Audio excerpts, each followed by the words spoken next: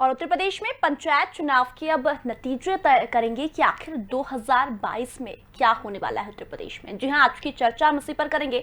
नमस्कार, स्वदेश न्यूज देख रहे हैं आप और मैं हूं आपके साथ वागीशर। आज हम बात करेंगे उत्तर प्रदेश के जो चुनाव नतीजे हैं पंचायत चुनाव के, क्या वही नतीजे अब 2022 के नतीजे तय करेंगे। देश का सबसे बड़ा सूबा उत्तर प्रदेश कोरोना से दहक रहा था। ऑक्सीजन वेंटिलेटर के बगैर मरते लोग शमशानों को कचाकच भर रहे थे। वहीं प्रदेश की योगी सरकार पंचायत के बहाने 2022 के पत्ते फेंट रही थी, लेकिन नतीजा वैसा नहीं रहा जैसा रणनीतिकारों ने सोचा था। अब ऐसे में योगी सरकार बेशक सोच रही होगी कि आगे क्या होगा। ये नतीजे आने के बाद आखिर योगी सरकार की 2022 के लिए क्या कुछ तैयारी है, ये बड़ा सवाल है। क्योंकि कोरोना की खतरनाक लहर में चुनाव तो हुए, लेकिन नतीजा कुछ और रहा। निर्दलीय को वहां भारी बहुमत मिला और बीजेपी ने जितना सोचा था उतना बहुमत उन्हें नहीं मिला। ऐसे में अब क्या पंचायत चुनाव तय करेंगे 2022 के नतीजे। आज की चर्चा इसी पर करेंगे, लेकिन कुछ प्रतिक्रियाएं बीजेपी और कांग्रेस की ओर से आई है। बीजेपी सांसद का कहना है कि पंचायत चुनाव में मतगणना के दौरान कुछ गड़बड़ियां हुई है। वहीं कांग्रेस संपूर्ण लॉकडाउन की उत्तर प्रदेश में मांग कर रही है और कहना है कि पंचायत चुनाव जो हुए हैं उसमें जो कोरोना फैला है, गांव गांव तक जो कोरोना फैला है, वो सिर्फ और सिर्फ योगी सरकार की वजह से फैला है। लेकिन आज की जो चर्चा है कि आखिर 2022 के लिए बीजेपी की क्या कुछ तैयारी है। कुछ प्रतिक्रियाएं आपको सुनाते हैं, फिर बहस करते हैं शुरू। उत्तर प्रदेश सरकार बार बार आंशिक लॉकडाउन लगाकर आखिर कब तक अपनी जिम्मेदारी से बचेगी। सवाल यह है कि आज क्या लोगों की जान से ज्यादा आंशिक लॉकडाउन आवश्यक है, पूर्ण लॉकडाउन की आवश्यकता है। श्री राहुल गांधी जी बार बार इस बात को कह रहे हैं। अब तो निकल कर आ चुका है कि पंचायत चुनाव कराकर उत्तर प्रदेश की सरकार ने गांव गांव तक कोरोना पहुंचाने का काम किया है, लोगों की जान को संकट में डालने का काम किया है। कांग्रेस पार्टी मांग करती है कि पूर्ण लॉकडाउन होना चाहिए और लॉकडाउन के समय लोगों को असुविधा न हो, इसलिए प्रत्येक परिवार को 6,000 रुपये प्रतिमाह दिया जाना चाहिए। आंशिक लॉकडाउन लगाने से कोरोना की महामारी को नहीं हराया जा सकता। उत्तर प्रदेश की सरकार पहले ही ऑक्सीजन और बेड के नाम पर फेल हो चुकी है। अब कम से कम लॉकडाउन पूरा लगाइए और अपनी जिम्मेदारियां निभाइए। ये बताना चाहता हूं कि उत्तर प्रदेश के अंदर जो त्रिस्तरीय पंचायती राज के चुनाव हुए हैं उसमें मतगणना कर्मियों द्वारा बड़े पैमाने पर गड़बड़ी की गई है। उदाहरण के लिए मैं लखनऊ में जिला पंचायत वार्ड संख्या 8 और 18-19 में जो जिला पंचायत के प्रत्याशी जीते थे उनको प्रमाण पत्र न दे करके उप विजेताओं को दूसरों को प्रमाण पत्र जारी कर देने का काम किया गया है। इस पर शिकायत भी की गई, लेकिन अभी तक कोई निर्णय नहीं हुआ है। उत्तर प्रदेश में सभी जिला पंचायत के और प्रधान के, बीडीसी के जो प्रत्याशी जहाँ जहाँ पर गड़बड़ी हुई है उन गड़बड़ियों को ध्यान में रख करके फिर से मिलान करना चाहिए और दोषी लोगों के खिलाफ कार्रवाई करनी।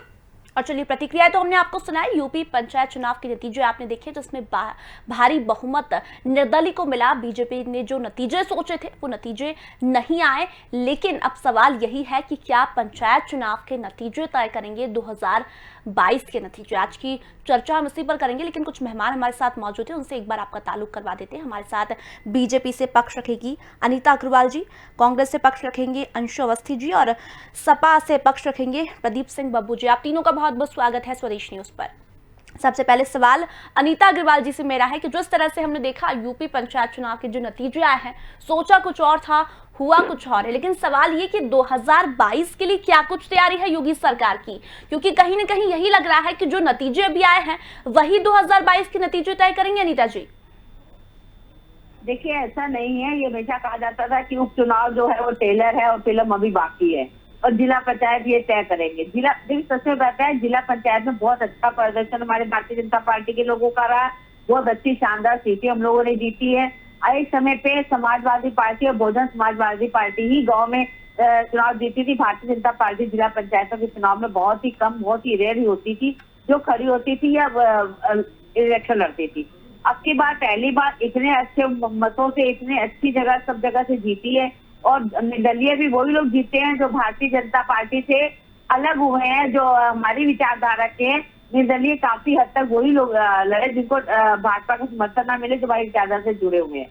तो ये कहना कि हमारे भारतीय जनता पार्टी को समर्थन नहीं मिला या हमारे जिला पंचायत में बड़ी हार होगी, ऐसा नहीं है। गांव में बहुत अच्छा शानदार प्रदर्शन है, शानदार तरीके से हम जीते भी हैं। और ये चीज कहना कि हाँ इससे 2022 का तय होगा, ये बिल्कुल गलत है। 2022 का इससे तय नहीं होगा।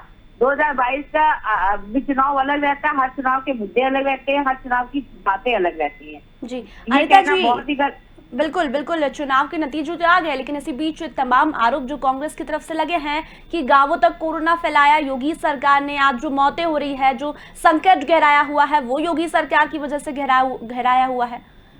इनसे अगर एक चीज पूछिए कि महाराष्ट्र में सबसे पहले जो इतना फैला है वहाँ पे किसकी सरकार थी, जो हमने एक पत्र लिख के भेजा था कि आप महाराष्ट्र संभाल लीजिए, और महाराष्ट्र लेबरों को किसने भेजा।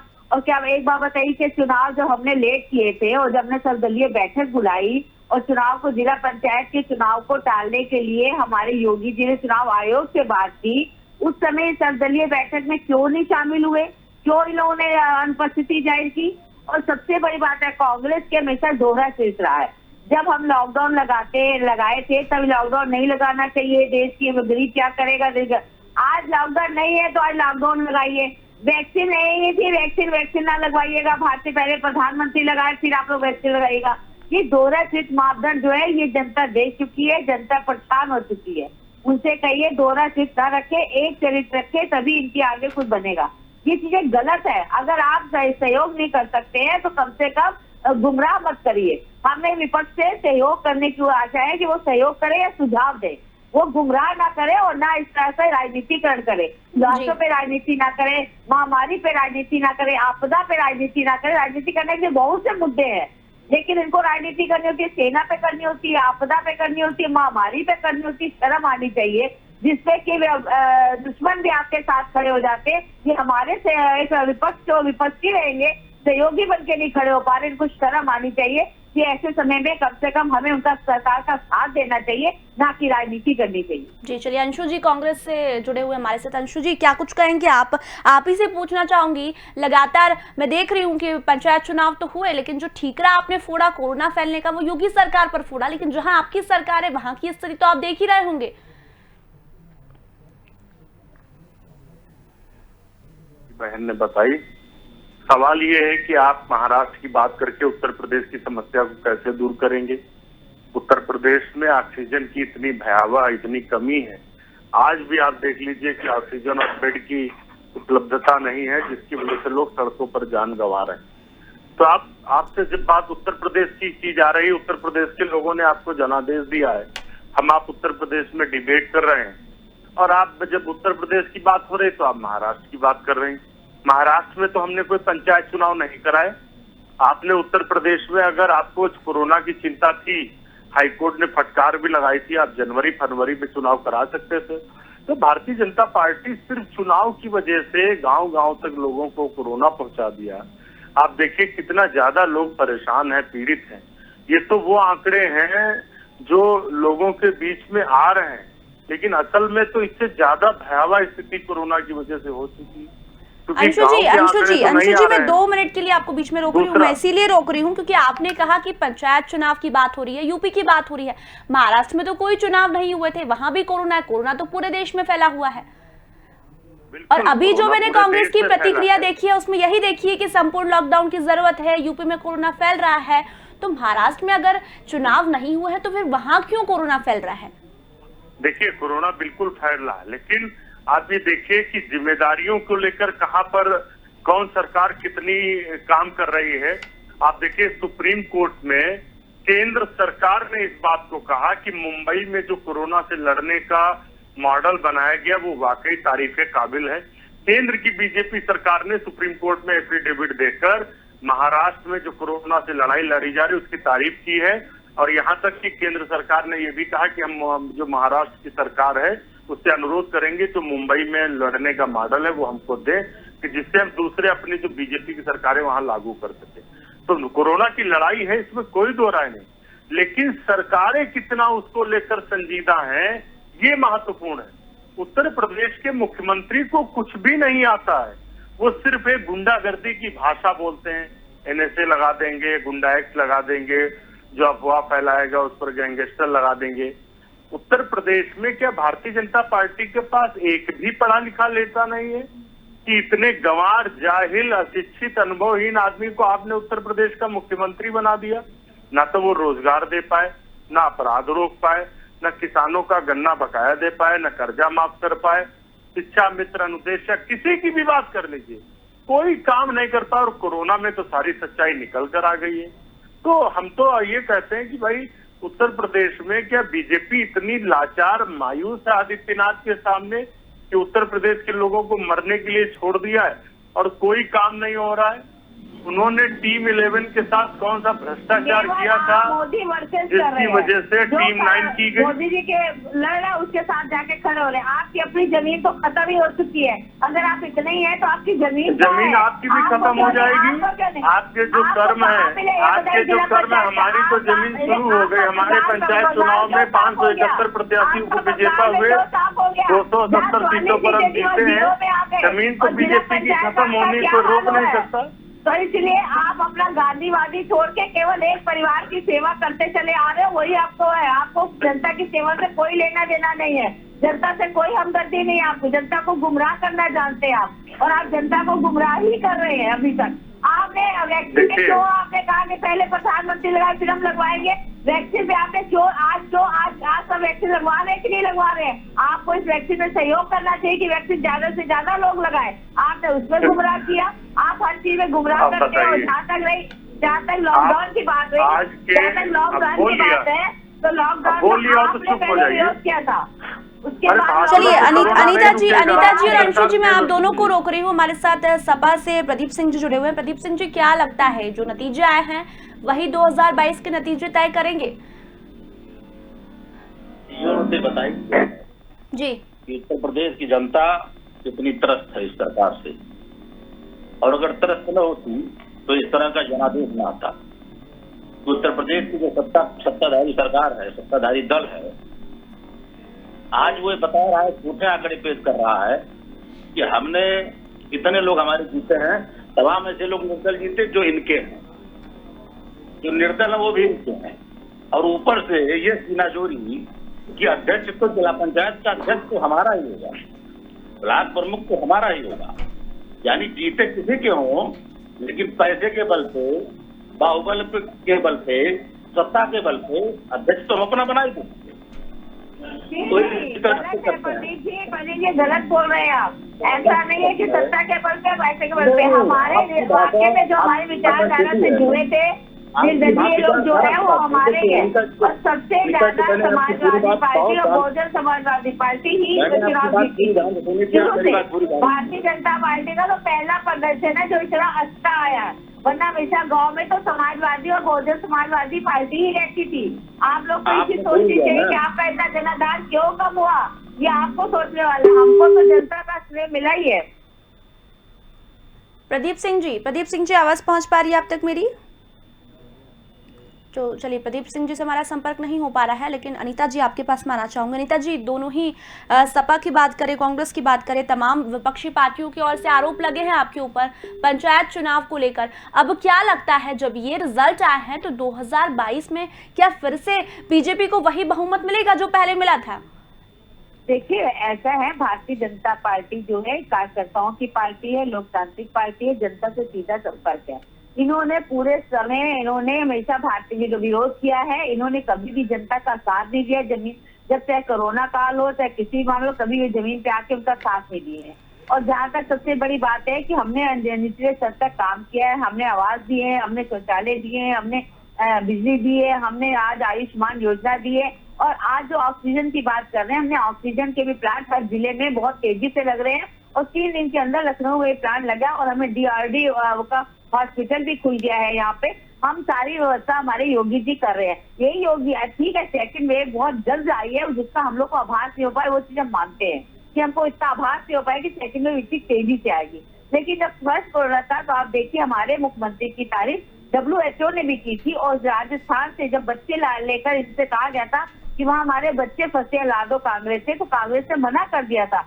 तो हमारे योगी जी वहां से बच्चों को लाकर सबके घरों में पहुंचाए हैं, और जो उन्होंने 18 घंटे काम किया, आज वो जनता भूली नहीं है। और आज भी योगी जी खुद संक्रमित होते हुए भी इतना काम किया और जब ठीक होकर खुद मैदान में आ गए। वो खुद इसको बात कर रहे हैं, खुद काम कर रहे हैं, खुद देख रहे हैं कहाँ पे क्या कमी है। और उन्होंने सुनिए उन्होंने पूरे हॉस्पिटलों की अनीता जी ये बताइए, उत्तर प्रदेश के लोगों को ऑक्सीजन कब मिलेगी, बेड कब मिलेंगे? क्यों नहीं? उत्तर प्रदेश के लोगों को ऑक्सीजन नहीं मिल पा रही, लोग परेशान हैं, सड़कों पर मरने को मजबूर हैं। आशु जी ऑक्सीजन भी मिल रही है, बेड भी मिल रही है, ऐसा अरे झूठ मत बोलिए, झूठ मत बोलिए। देख लीजिए वैक्सीन कहीं पर मिल नहीं पा रही, लोग वैक्सीन लगवाने जा रहे हैं, वापस चले आ रहे हैं। वैक्सीन लोग लगवाने जा रहे हैं, वैक्सीन उपलब्ध नहीं, वापस चले आ रहे हैं। और आप चैनलों पर झूठ बोलती हैं। आज के समाचार पत्र देख लीजिए, अरे आप समाचार पत्र देख लीजिए, लगातार आप लोग सिर्फ चैनलों पर झूठ बोलते हैं। सिर्फ झूठ बोलने वाले लोग हैं आप लोग। आपको इतना झूठ शोभा नहीं देता। जब जनता बिना ऑक्सीजन के मर रही है तब भी आप कह रहे हैं कि लोगों को ऑक्सीजन मिल रही है। कम से कम लोगों की जान से खिलवाड़ मत करिए। अपने लाभ के लिए, अपने स्वार्थ के लिए इतना झूठ बोलेंगे कि लोगों की जान से खेलेंगे आप लोग। अंशु जी हमें झूठ बोलना नहीं आता है, हम जो बोलते हैं सत्य बोल रहे हैं, झूठ नहीं बोल रहे हैं। ये आप उत्तर प्रदेश के लोगों को ऑक्सीजन नहीं मिल पा रही और आपको झूठ बोलना नहीं आता है। अगर ये सच है तो झूठ क्या है? जनता जानती है, जनता जनार्दन है, जनता सब देख रही है। कौन नहीं ये बताइए, ऑक्सीजन कौन नहीं दे पाया? ऑक्सीजन सरकार किसकी थी, ऑक्सीजन क्यों नहीं दे पाया? ऑक्सीजन पूरी तरीके से दे रहे हैं, ऑक्सीजन की कमी नहीं है। आज उत्तर प्रदेश में इतनी ऑक्सीजन की कमी है और आप यहाँ पर चैनलों पर बैठ के झूठ की बगा रहे हैं। अरे लोगों की जान से खिलवाड़ मत करिए, अच्छा नहीं लगता है। अच्छा बताओ ऑक्सीजन की काला बाजारी कौन कर रहे हैं? हम और आप जैसी जनता लोग कर रहे हैं ना, जो घरों में ऑक्सीजन रखे हुए हैं। उसके लिए आप लोग क्या कहते हैं, नीचे नहीं उतार सकते, उसको काला बाजारी को आप कह नहीं सकते, आप सामने नहीं ला सकते, सहयोग नहीं कर सकते। आप काला बाजारी सरकार तो नहीं करी ना, जनता के लोग ये ना। अपनी जिम्मेदारियों को मत समझिएगा, मतलब अपनी जिम्मेदारियां मत समझिएगा। सिर्फ आप ये इधर उधर का। चलिए अंशु जी और अनीता जी, प्रदीप सिंह जी फिर से जुड़े हुए हैं। मैं अनीता जी से एक सवाल करूंगी, उसके बाद प्रदीप सिंह जी के पास आऊंगी। अनीता जी, लगातार जो विपक्ष है वो संपूर्ण लॉकडाउन की मांग कर रहा है कि दूसरी लहर इतनी खतरनाक है, तीसरी लहर भी आने वाली है, ऐसे में योगी सरकार को संपूर्ण लॉकडाउन लगाने की जरूरत नहीं है? लॉकडाउन जितनी जरूरत है वो लगा रहे हैं। अभी आप देखिए उन्होंने वीकेंड लॉकडाउन लगाया, उसके बाद उन्होंने जब जो समझी आगे बढ़ाया, जो समझी अब फिर आगे बढ़ाया। लेकिन आज आप लोग कहते हैं मोदी जी लॉकडाउन लगाए। मोदी जी ने सारे मुख्यमंत्रियों के ऊपर छोड़ दिया है कि आप अपने राज्य की स्थिति को देखकर लॉकडाउन लगाइए। जो कांग्रेस राहुल गांधी चिल्ला रहे हैं लॉकडाउन के लिए, तो जहाँ उनकी सरकार है वो लॉकडाउन लगाए, किसने मना कर रखा है? उत्तर प्रदेश में भी जहाँ जरूरत पड़ती है योगी सरकार लॉकडाउन लगा रही है। लेकिन ये केवल एक मोदी जी को निशाना बना के जो बात करते हैं वो गलत है। जहाँ पे मुख्यमंत्री भारतीय जनता पार्टी का है, वहाँ तो आप मुख्यमंत्री को कहते हो। जब भारतीय जनता पार्टी का मुख्यमंत्री नहीं, वहाँ मोदी जी को ले आते हो। ये कौन सी बात है? जब हमने एक चीज छोड़ दी है कि आप जैसे मुख्यमंत्री जैसा निर्णय करें अपने प्रदेश के लिए, वो हमें मंजूर है, हम उसको रोक नहीं रहे। आप स्वयं अपने वहाँ पे लॉकडाउन लगा नहीं रहे, आपके मुख्यमंत्री करने और ठीकरा खोज रहे मोदी पे। आज हमारी योगी जी को जितनी जरूरत समझ रही है उतना वो लॉकडाउन लगा रहे हैं, क्योंकि उनको गरीबों को भी देखना है, उनको मरीजों को भी देखना है, उनको पूरी जनता को देखना है। वो एक तरफा नहीं देख सकते हैं कि हम केवल उनको देखें, बाकी लोगों को ना देखें। उनको हर एक चीज को लेके चलना है। चलिए ये अनीता जी ने कहा है कि सभी मुख्यमंत्रियों को आदेश दे दिए हैं कि अपने अपने राज्यों में जो कोरोना की पोजीशन है उसको देखते हुए लॉकडाउन लगा सकते हैं। मैं प्रदीप सिंह जी के पास आऊंगी। प्रदीप सिंह जी, आपसे सवाल है, जो सीटें आपके पास आई है, जो बहुमत आपको मिला है, क्या लगता है सत्ता पक्ष में फिर से काबिज हो पाएंगे आप 2022 की यदि बात करें तो? क्योंकि जिन सीटों पर बीजेपी काबिज हुई है वहां देखें तो पहले समाजवादी पार्टी का दबदबा होता था। देखिए, जो भी बहुमत आया है, जो भी सत्ता, जो भी लोगों का जनाक्रोश आया है, और वो कहीं न कहीं सरकार के खिलाफ है, और कहीं न कहीं लोगों को समाजवादी पार्टी में एक उम्मीद की लहर दिखाई पड़ रही है। फिर अखिलेश यादव में कहीं न कहीं उम्मीद की लहर दिखाई पड़ रही है। तो निश्चित रूप से 2022 में समाजवादी पार्टी लोगों के जनमानस के अनुरूप ही, इच्छा अनुरूप ही सत्ता में आएगी, इसमें कोई दो राय नहीं। चूंकि इस सरकार से कहीं कहीं लोग त्रस्त हो चुके हैं, लोग सड़कों पे मर रहे हैं, ऑक्सीजन के बिना लोग मर रहे हैं, सड़कों अस्पतालों में आईसीयू नहीं खाली है, बेड नहीं मिल रहा है। स्थिति है, ये सरकार सिर्फ घोषणाएं कर रही है, और घोषणाएं भी इस तरह कर रही है कि आप प्राइवेट अस्पताल में जाइए, आपको एडमिट करेंगे और उसका पैसा सरकार देगी। लेकिन स्थितियां ये हैं कि कहीं कहीं जहाँ भी जाइए वहां पहले पैसा जमा होता है, उसके बाद लोग एडमिट करते हैं। वो भी एडमिट अगर बेड मिल जाए तो। बहुत बुरी स्थिति पूरे प्रदेश की, मैं बनारस का जिक्र करूंगा। छन्नू महाराज जो पद्म विभूषण हैं और हमने कैंसर को भी हॉस्पिटल बना दिया है, हमने डियालिसिस वाला भी हॉस्पिटल खोल दिया है, मेडिकल कॉलेज में लोहिया में सारे बेड बढ़ा दिए हैं, ICU बढ़ा दिए हैं, ऑक्सीजन का पूरे हमारे ट्रेन से मंगा रहे हैं, जैसे मंगा रहे हैं ऑक्सीजन पूरी उपलब्ध करवा रहे हैं। आप खाली बोलती हैं और आपकी सरकार खाली बोलती है, करती कुछ नहीं। मैं मानती हूँ, लेकिन इस समय कमी नहीं है, कोई विजन नहीं है। कमी थी। सरकार सिर्फ अधिकारियों के बलबूते चल रही है और अधिकारी कहीं से गुमराह कर रहे पूरी सरकार को। अधिकारी तो हर एक सरकार में रहते हैं, ये अधिकारी आपकी सरकार में भी है, ये अधिकारी हमारी सरकार में भी है। अधिकारी देखिए, अधिकारी हर सरकार में यही अधिकारी रहते हैं, आपकी सरकार में भी यही अधिकारी होते हैं, हमारी सरकार में यही अधिकारी होते हैं। अधिकारी होते हैं अपनी सरकार, लेकिन आप सरकार को अधिकारियों से नहीं जोड़ सकते हैं। आप किसी को भी ऐसा नहीं कि अधिकारी ऐसा कर रहे हैं, अधिकारी भी जनता के लिए काम कर रहे हैं, अधिकारी भी जनता के लिए काम कर रहे हैं। ऐसा नहीं कि अधिकारी अपने लिए काम, अधिकारी भी जनता के लिए काम कर रहे हैं। अधिकारी सबकी सरकारों में होते हैं, हर सरकार में वही अधिकारी होते हैं, सब लोग देख रहे हैं नीता जी, सरकारों में वही अधिकारी होते हैं। खाली बोलने से काम नहीं अधिकारियों चलता, के लिए आप कहना गलत है। कुछ काम कीजिए। लोग देख रहे हैं, लोग महसूस कर रहे हैं, लोग मर लोग देख रहे हैं, हम भी बात कह रहे हैं कि अगर हम लाशों पे राजनीति मत करिए, महामारी पे आपदा पे राजनीति मत करिए, हम भी यही कह रहे हैं। संवेदना है कि नहीं है? बताइए। हम भी तो कह रहे हैं कि आपदा पे राजनीति मत करिए, महामारी पे राजनीति ना करिए, हम भी तो आपसे यही कह रहे हैं। कम से कम इसमें आपको सहयोग करना चाहिए। अरे हम भी तो आपसे कह रहे हैं, आपको सहयोग करना चाहिए। आप ही के नेता बोल रहे थे वैक्सीन मत लगवाइए, क्यों बोला था उन्होंने वैक्सीन मत लगवाइए? कभी नहीं बोला था, उन्होंने कहा था, कभी नहीं बोला था। आप लोगों ने गुमराह किया, आप लोगों ने गुमराह किया। अखिलेश जी ने कहा था कि भारतीय जनता पार्टी की वैक्सीन है, इसको मत लगवाइए, हमारी सरकार है, खाली बजाइए, दिए जलाइए, भाजपा का आप वैक्सीन के लिए गुमराह करते रहे लोगों को। अगर आप ये कहते हैं सब लोग वैक्सीन लगाइए तो कैसे महामारी ना आती, सारे लोगों को करना चाहिए। चलिए अंशु जी से अनीता जी और प्रदीप जी, मैं दोनों को रोक रही हूँ। अंशु जी से सवाल करूंगी। अंशु जी, संपूर्ण लॉकडाउन की मांग कर रही है कांग्रेस कि उत्तर प्रदेश में लॉकडाउन लगे संपूर्ण, लेकिन जब प्रधानमंत्री ने सभी राज्यों को आदेश दे दिया है कि अपने स्तर पर जो करना है वो कर सकते हैं, क्योंकि लहर बहुत खतरनाक है। ऐसे में अगर सबसे ज्यादा बात करें तो महाराष्ट्र की स्थिति खराब है, तो जहां जहां कांग्रेस का राज है, जहां जहां कांग्रेस की सरकार है, फिर वहां अभी तक लॉकडाउन क्यों नहीं लगा? आपकी बात का जवाब देता हूँ। जी। परसों माननीय उच्चतम न्यायालय में केंद्र सरकार ने महाराष्ट्र सरकार की तारीफ की कि कोरोना से लड़ाई में महाराष्ट्र का मॉडल तारीफे काबिल है। सवाल ये है कि जहां पर प्रयास अच्छे हैं, जहां पर नियंत्रित किया जा रहा है, वहां पर लॉकडाउन की आवश्यकता नहीं, लेकिन उत्तर प्रदेश में हालात दिन पर दिन खराब होते चले जा रहे हैं।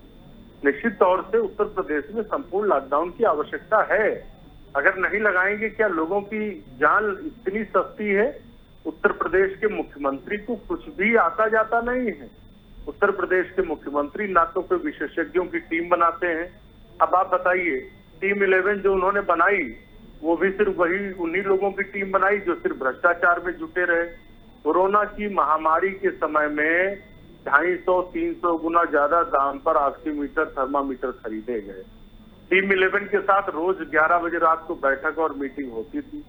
तो आप समझ सकती हैं कि उत्तर प्रदेश के मुख्यमंत्री उत्तर प्रदेश के लोगों के प्रति कितनी संवेदनाएं रखते हैं। इसलिए उत्तर प्रदेश में लॉकडाउन की आवश्यकता है। और उत्तर प्रदेश में सही मायने में पूछिए तो राष्ट्रपति शासन की जरूरत है, क्योंकि उत्तर प्रदेश की बीजेपी सरकार बुरी तरीके से विफल साबित हो गई है। उत्तर प्रदेश में राष्ट्रपति शासन लगे और सीधे केंद्र सरकार अपने हाथ में ले, तब लोगों के जीवन को बचाया जा सकता है। नहीं तो उत्तर प्रदेश के मुख्यमंत्री सत्ता लालच में उत्तर प्रदेश के लोगों को मारने पे तुले हुए हैं। चलिए अंशु जी, आपने ये तो कहा कि महाराष्ट्र के मॉडल की काफी तारीफ हो रही, लेकिन ये भी मत भूलिए कि जब पहली लहर थी उत्तर प्रदेश में, तब जो मॉडल योगी सरकार ने बनाया था उसकी देश नहीं विदेश भर में तारीफ हुई थी। ये मैं आपको बताना चाह रही हूँ, लेकिन अनीता जी से जवाब चाहूंगी। अनीता जी, क्या कुछ कहेंगे आप इस पर? देखिए, सबसे बड़ी बात है कि आज योगी सरकार की सब जगह तारीफ हुई है और जहाँ पे WHO ने और बाकी विदेश लोगों ने भी काफी तारीफ की है। इन्होंने हमेशा जनता के लिए काम किया, 18 घंटे काम किया, कोई इन्होंने छुट्टी नहीं ली है। और आज अंशु जी यहाँ पे बैठे बोल रहे हैं किनको सवेरे लोग मर रहे, क्या लोग हम लोग के नहीं मर रहे? क्या ऐसा तो नहीं है कि खाली एक पर ये आपदा है, महामारी है, इसमें कम से कम राजनीति नहीं करनी चाहिए। सभी के लोगों के मरे, सभी को शोक है, सभी को संवेदना, कम से कुछ मानवता तो रखिए, कुछ संवेदना तो रखिए। कैसी बातें कर रहे हैं कि उत्तर प्रदेश, अरे उत्तर प्रदेश में सबके लिए है। आप कम से कम जनता का सहयोग करिए, राजनीति मत करिए इसमें। जब आप लोगों से कहा गया था कि आप लोग सर्वदलीय बैठक बुलाते हैं तो आपके नेता उस समय नजारत हो जाते हैं, तो सर्वदलीय बैठक में आपके नेता क्यों नहीं रहते? चलिए अनीता जी, अंशु जी और प्रदीप जी, समय बहुत कम है। आज की जो चर्चा की उस पर सबसे बड़ा सवाल यही था कि जो 2 नतीजे आए हैं उत्तर प्रदेश पंचायत चुनाव की, क्या वो तय करेंगे 2022 अब मुख्यमंत्री कौन होगा 2022 में, क्या कुछ नतीजे आते हैं, यही सवाल था। तो फिलहाल तमाम मेहमानों को मैं यही धन्यवाद कहना चाहूंगी।